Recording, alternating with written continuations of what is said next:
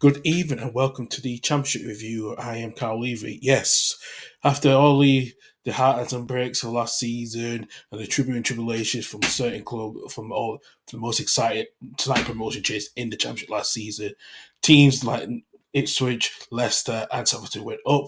Unfortunately, Leeds didn't, and then at least me now hosting this show going forward. But even though it's only gonna be for the rest for the one season, hopefully can't do it for another season again, hopefully one more season. But I'm your host, Carl Levy. Carl, as usual, you'll find us at the Totally Home Levy and Hall Football podcast. And yes, we appreciate all your time for you joining us as well. We'll try to do a in-depth review of the championship. I did watch all the games actually, so I can give my feedback as well. And if anyone wants to join, I will share in the comments section as well. Good evening, Niall. Yes, how you doing, mate? Hope you're well. Hope you enjoying your season as well too. The new season, the Scottish Premier League as well. But here's the thing: I'm going to try to do this in time. Hopefully, from this Sunday onwards, we'll have a guest of guys will come in from all the other championship clubs as well. Because I know we've got the EFL club the matches on the EFL Cup matches on tonight with the Carabao Cup, so it's good to be doing this. But as I'm all going to try and get this done, try and get done within the next 15 and half an hour, so depending on how we get through as well. Interested certain wins from teams like Derby, Portsmouth, and even what the other team I'm missing as well, Oxford United all come up as well. Oxford have been away for 25 years. Portsmouth have not been in the league in the championship since 2012, and also for teams like I'm trying to miss other teams as well, trying to catch up as well. It's been a while as well, but also like Derby, people after being away after to get relegated in 2020 as well. So there's a lot to delve into, and we will start off with Friday night's game. And Derby, went to Ewood Park. Blackburn started the season strongly, winning 4-2. Goals from Dolan. Andrew Environment gets his old club, Sammy Simonics, who's been linked away and moved away. He was on the bench. One of the new signings, Oshani scored as well. Nelson and Wilson scored the goals for Derby as well. Interesting result is, Blackburn started really well, and it was close possession as well. I'm not going to lie to you. I think looking at the certain facts where everyone was at the moment, I think Blackburn, started very strongly. I know there's been questions about the transfer business of certain players, if it's John Eustace's signings, because he's been in the club since the start of the year. So this is his first full season in charge as well as a Blackburn manager. Derby had some good chances, but disappointed for Blackburn. This one for Derby, sorry, really coming into that fruition. And quite honest, here, not gonna lie, I think for Blackburn was more the stronger team. I think Derby, yes, they've bought some good experienced players, but it's going to be a lot for them this season to compete, to challenge, especially being away for the league for the last nearly four years. So it's interesting to see how they do. But I think when I watched Blackburn on Friday, they had a bit of possession. They could, it's just trying to get the identity right with semantics, with his future, being linked to the club. There's questions about him. I think, was Eustace right to put him on the bench? Yes, probably yes, very much so. I think you have to understand that the situation at the moment, he doesn't want to risk a player with his injury as well as where his head is at as well. So it was a fair point. But I think Blackburn, they want to challenge for the top half of the table. I know they had a bit of a poor season last season, finishing down in the bottom half of the table, but I think it's a good start for them. I think Derby have got a lot of work to do in this coming weekend as well. I'll talk about the fixtures later on as well too. And also the other game of Friday night, Sheffield United going away to Preston, winning 2-0.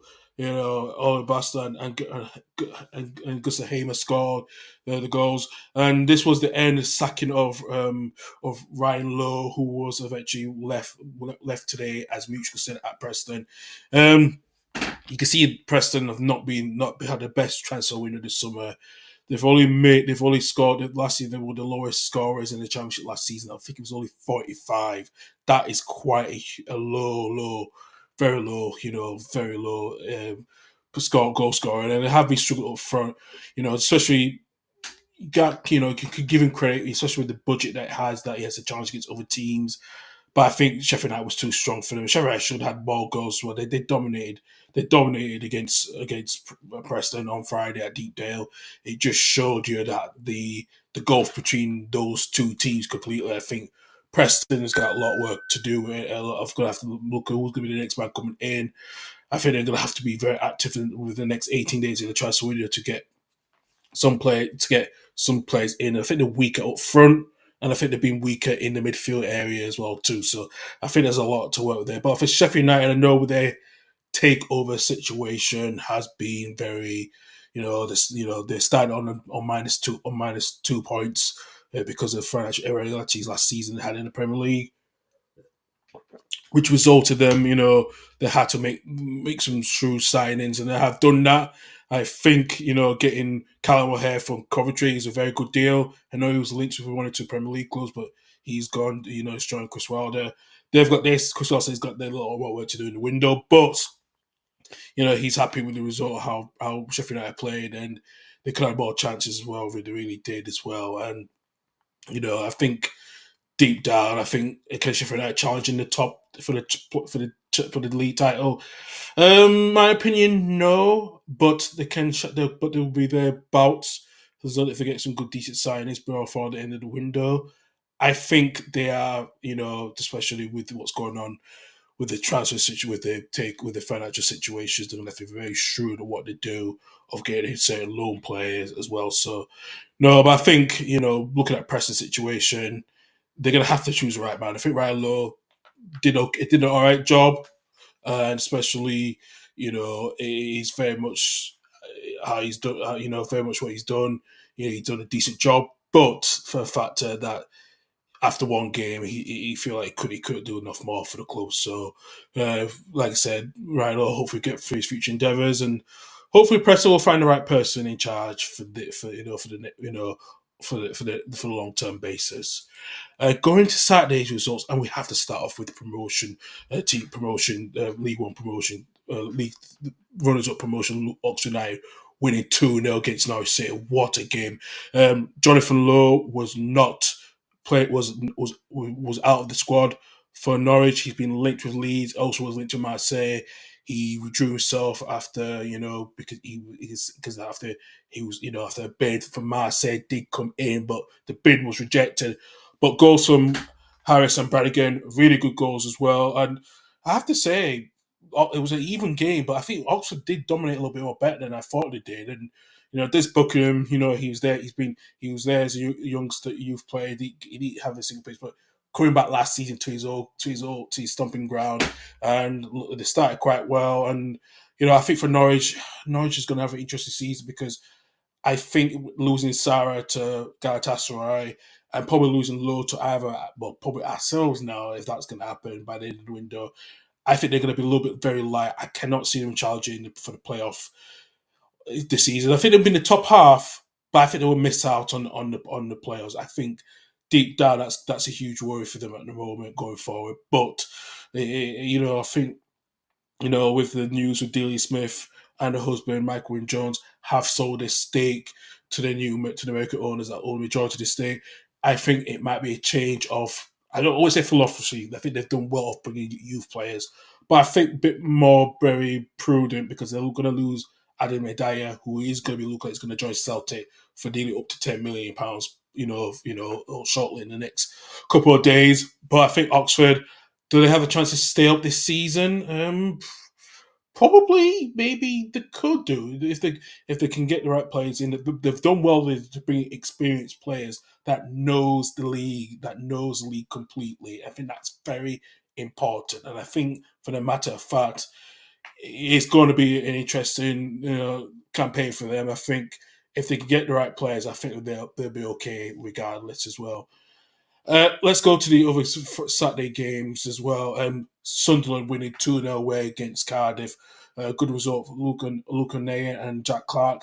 both goals for Sunderland. Um, Cardiff had chances as well. I'm not gonna lie, and I'll speak to Michael Barrows, who can't be on tonight. He will speak to him on our group chat. He said that Cardiff had so much chances, but Sunderland capitalised on it, especially look at the possession. 35% of pot possession percentage. You can't write that. But Sunderland getting that win, I think they're another team who's going to be interested if they can challenge for the top half. I think, after the manager situation, you know, if and when that is a question. But as I said, I think I'm very happy how that result is for The very happy result is for Sunderland. So, I think they will be happy. I think Cardiff, they've done some good signings. Well, they signed Callum James, which was very surprising that he dropped down a league as well.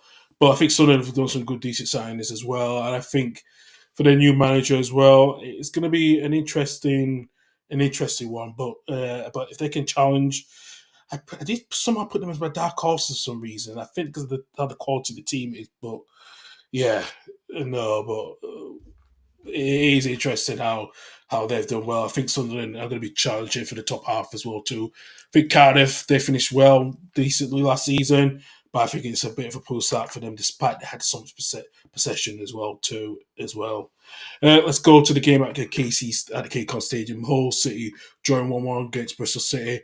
Malalu, who's the debutant who scored in the 8th minute for Bristol City, but especially Keith going to have to give the penalty. It was a stolen penalty. Oscar Estupiñán scored in the 91st minute as well. My fear is, I think Bristol City needs a strong season. I know last season you can question, some of the, they couldn't spend the incomings. I think that resulted in Nigel Pearson losing his job because they were financially constrained during last season. But they got some good, decent players in. I think they could be decent enough to challenge for the top half, but who knows with them? And I think we will see. As for Hull, sacking Liam Rosenior was a bit surprising, but they knew only wanting more attacking football. He's brought his own man in. It's a question of if Hull can charge again. They've lost some good key players who have gone to the clubs in Premier League. It's interesting how these two teams really did, especially with Hull dropping, just missing out on the playoffs, especially last season, and kind of really be more attacking and more thorough. It is going to be, time will tell with that one. And I think, if if if they can do some good key signings to bring in, especially Bristol City as well. I think Liam Manning's his first full season in charge. I think that's a lot for him to try to get a lot of the players that he needs to bring in as well. But it was a close, like I said, Bristol City did dominate the game. In their favour, but getting a draw last minute would hurt them missing out on the 3 points on Saturday at Hull. Let's go to the Loftus Road. Queens Park Rangers, one of the teams that people were expected to really do well under their season, but they lost 3-1 to West Brom. Goals, what a hat trick from Josh Major. Admire. He's had a bit of a tough season, but I think he said the club had faith in him to he scored a hat trick and it was really good. It was really good goals as well. West Brom dominated the possession. I know Carlos Corberan is especially there and now on the transfer embargo as well at the moment. But they've kept most of their players that have done last year. I think they dominate possession. As I said, Lucas Anderson did score in the first goal for them just wages in 10 minutes later. I think West Brom could be in that top six again. I think they are going to be challenging. I think Carlos Corberan he's done a good, decent job. Did a good, decent job getting into the semi-finals last season, and I think, matter of fact, it's going to be a tough one. But I think if they can try to work at the transfer embargo and get in certain good players, and I think they might be capable to be back in. I think for QPR could be challenging between top half and mid-table. I think they've got a good, decent squad. They stayed there. They had a good, run towards the end of last season, staying up as well. I think it's going to be an interesting battle for the top half because you never know what happens in the championship. You never know. You never know. So yeah, it's interesting with that one. Let's go to the Riverside Stadium. Uh, Even though they did dominate possession, but Middlesbrough did win 1-0 against Swansea City. Swansea did dominate most of that game, but they had most possession. Sorry, but Middlesbrough, did score through latter laugh through the penalty in the 25th minute. Good, I think Michael Carrick wants to go again to try to challenge, go again the challenge for the top half. I know they had a bit, they missed out as well last season as well. I think for them, I think they've got they've got some good quality players as well. I think some good signs. I think Michael Carrick with his pedigree, I think they are going to be charging again. I think despite what happened last season, they had a bit of poor start to the first half of the campaign, but I think they might be better this season as well. I think after the first full season he's had, I think they've got it in their ways. They're somewhere got to get further up anyway this season as well if they can keep the injuries clean, keep the injuries low as possible, and make sure that the team is rotating quite well. But I think for Swansea, it's interesting how they started as well. I think it was disappointing for them, especially they had the most possession, but they had 5 shots on target, and they had all 5 shots and none on target. That's very rare for a team not to get a target, to just get a shot on target. But most of getting the win was vital for them, really was. And we go to the Den. What an exciting game! It was with sadness as well. It was Millwall's first game since the goalkeeper Matej Sakic suddenly died passed away at the age of 27, just over a month ago. And yeah, it was sad to see. Watford come away with the 3 points towards the end. Rajovic with the header with the winner as well.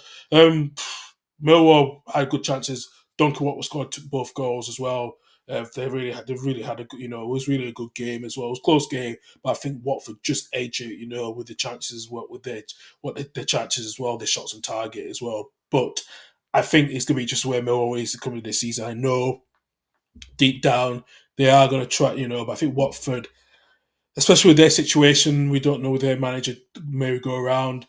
Can Tom Cleary can deliver for them this season? Time will tell. Time will really tell with that one. On to the next one. Hopefully, if Ant was watching this, he might like this one. But Coventry City losing the first game, lost their first game. See, lost on site at Stoke 1-0. Lewis Baker scoring the winner in the 80th minute. Really, it was Coventry dominated the game, but against Stoke found a way to win as well. I think it was a nice little driven shot for Baker. I think we always had the years about where Stoke will be. I think if they can start the season well, if they can start the season decently, I think they might. But I think Country might be fine, but it's losing on Count O'Hare was the biggest one they've lost. Losing to him to going to Sheffield United. I think there's a chance that they always find good replacements, but is this going to be too much for Coventry this season because there's so much good teams that have come down are going to be challenging for the top half. It really is as well. So, and good morning, evening, Chris. How are you doing? Yes, I am good. Thanks. Hope you're well. I know you did your streaming early on with Rob Tanner from The Athletic with your Premier League predictions show. Are you looking forward to this weekend? Your first, next Monday actually for you against Spurs. I know you guys are trying to stay up. I doubt you won't, from my perspective, because it might be interesting if we replace you guys coming at the end of next season. But I hope you're well anyway. I hope you had a good summer as well, too, mate.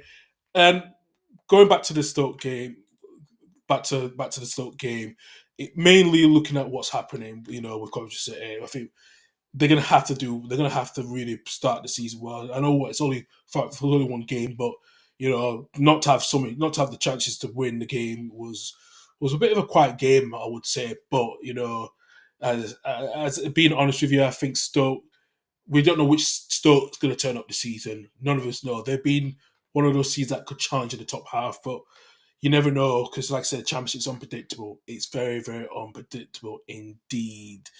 Let's go on to. I'm going to go with this one as well. Let's go to Sunday's game. I think Ray Rooney is under pressure.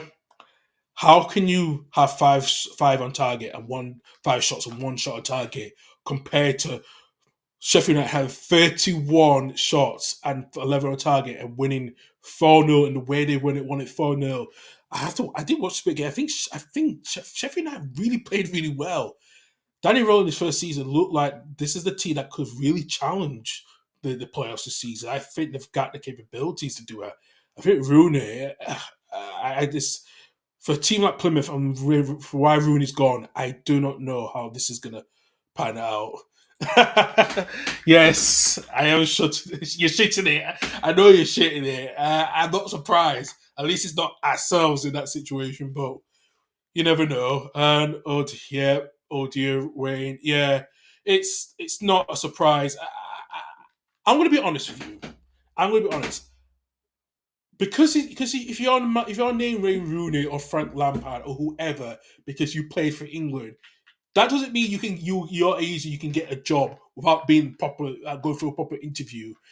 I think this is going to be the biggest mistake Plymouth is ever going to make, and I think Rooney might not last the season there. I really don't. I think there's a lot of worries with that, Rooney going there, especially what happened at Birmingham last season, at DC United as well. It is, and even a bit of Derby as well. There's a lot of worry about this one. I think this is his last chance to prove himself if he can be there, be a good manager. But as I said, I have my doubts. I have my doubts, and I don't. And the reason why I have my doubts is just because I don't know what his tactics are in that matter. I really don't, and I think I question of his ability. Can he, you because your name's Rooney and you was one of England's best players. That doesn't mean you automatically get a job. Compared to someone else. I have huge worries. And for the reasons I just can't see him. I can't see like I said, I can't see him lasting till January. I really don't. I think Plymouth are in trouble this season. I think they're going to be relegation candidates in my favour. I don't think they've done much investments. I think if you're going to keep Morgan Wicker to fit, then in getting the goals, then that's your saviour. But if he gets pushed by a club at some point during the season, I think they're in serious trouble. I do have worry about that one, and I think it's you don't know, I don't know. But for Daniel Rose, Sheffield United Wednesday, really what exit performance, so slick, so it was really really good. Yeah, Chris, I know you do agree with me. It was that one. Panto job for Wayne come December. Yeah, I like to see him doing a Panto play actually. Then watching it when I'm watching crappy football at Plymouth. That's gonna be interesting as well. So it really is. Yeah. Oh God, don't blame me on that one. I don't blame me on that one. Let's go to Monday night.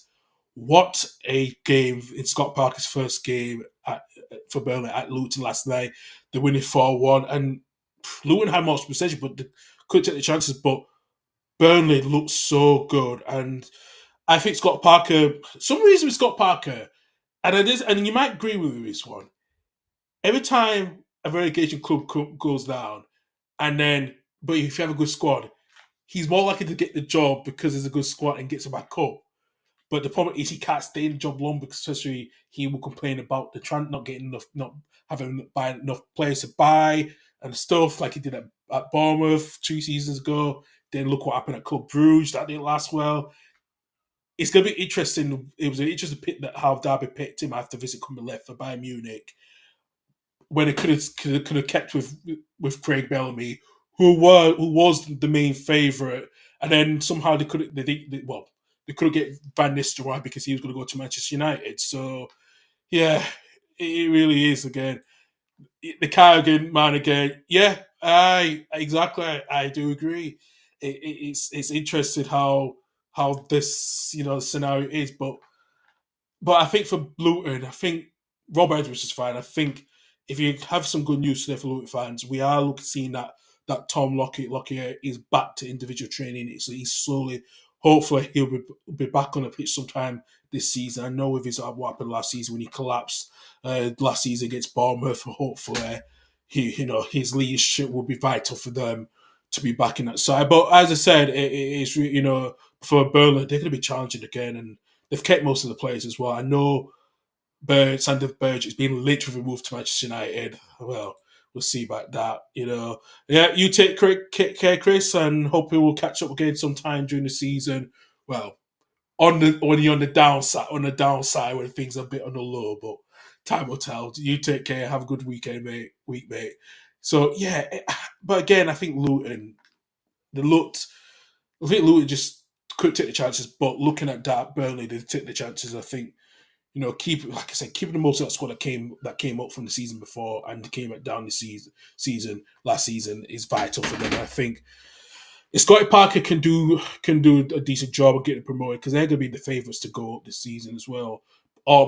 Champions or my promotion. We will see with that one. And I will go coming to the last game. And yes, I've been looking forward to discussing this, but uh, well, as a Leeds fan, when we played against a promotion team like like uh, like Portsmouth, you don't know what you're going to expect. I did feel like it was going to be a close game, but I didn't think it was going to be that close. It was a Stonewall penalty after Dan James got taken down, and we stood the lead. But I have to say, Portsmouth just rocked us a bit. It made us realize again. It's like the start of last season all over again with what happened. Especially, when we played against Cardiff, where we came down. There was so much we didn't know who was going to stay.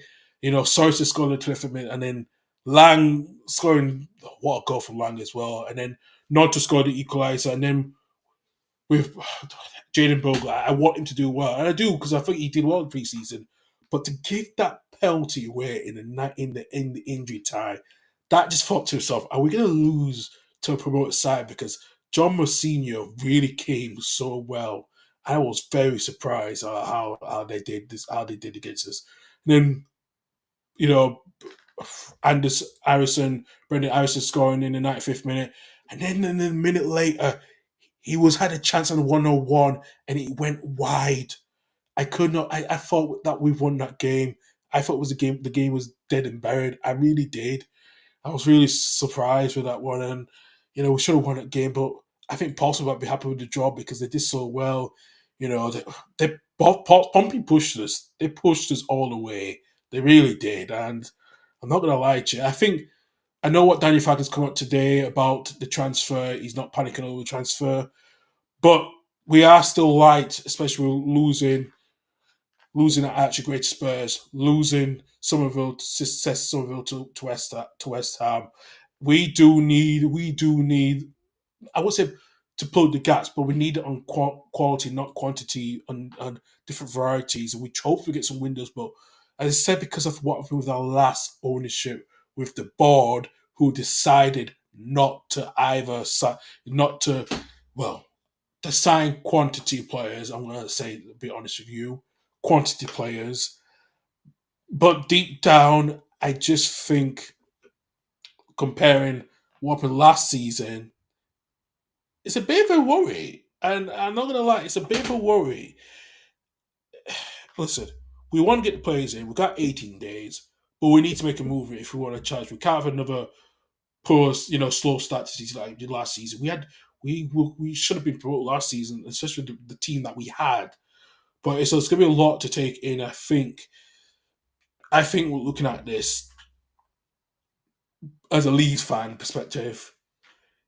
It's kind of worrying a little bit because we know there's going to be teams that are challenging, and we need to hit the form ground running. I think what happened the last part of the players that they kept on the old contracts who are still at old release clauses and overspent on players that were not good enough.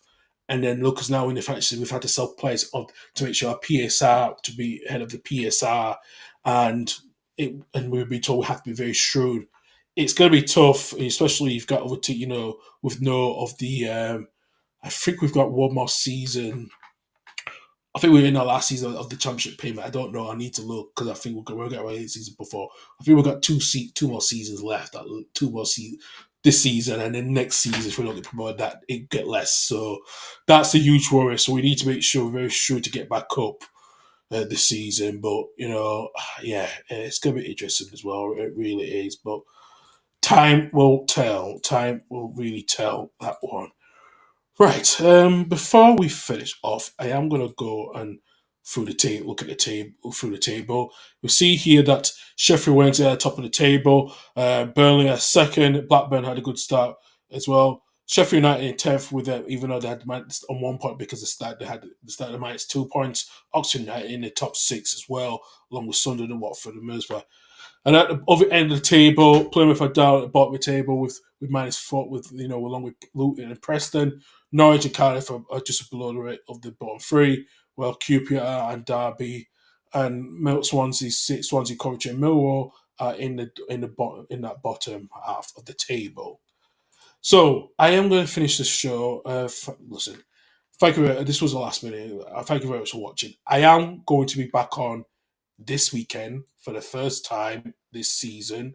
We are going to be doing the Saturday show. Hopefully, Doug is going to be available this weekend at 10 o'clock. Like I said, because I've moved streaming services from StreamYard to Environments, don't worry. The logo on the top of my page will go once I get the subscription sorted out, and I'll add the overlays onto the channel, and then we should be ready to go this Saturday. I am going to try to do some more content this season, especially after how long my health is not going to be a lot in this issue, as long as I can get things done. But I am always going to be here doing this. Well, if you like it, please hit the notification button on our channel for any live stream that we do, or any stream that we do as well. Hit the like for some notification, and please subscribe to our page. So I am trying to build back the channel a little bit more than I have done, for the first time. So, I appreciate that as well. I am hopefully going to, because I've always streamed on YouTube. I hopefully once I get the subscription, I am going to stream back into the other sources as well. I think the one thing we can't stream on is on Twitter, because you have to be a premium user to premium user on Twitter to stream. So this season, I will not be streaming on Twitter. That is not going to happen this season. So unfortunately, that's not going to happen. But I'm glad to be doing this again. I appreciate giving my 2 cents. Next week, I am going to be back on this Sunday. Hopefully, we'll get the guys back on the channel on Sunday. Mostly Michael, hopefully, and Nathan, and the rest of the guys as well. And then there's some new content coming next week, which I will be doing on the rest of the roundup, especially on the Premier League, the Leagues 1 and 2, Scottish Premiership, and also the European roundups as well. So that will be another format I will be doing every Tuesday. So every Tuesdays I will be recording that. But I am back. I'm glad to be back. I'm getting a little bit more better. Hopefully, I'm going to have this energetic way. I'm not going to be that lethargic, getting a bit tired, and not decide to stream. I'm going to be back to do what I want to do best, is to be with you guys and giving my opinions, and of each of the topics each week, for all of our fixtures as well. So I appreciate that. Hopefully, you all have a good weekend or good week, and I'll see you guys on Saturday. Take it for now.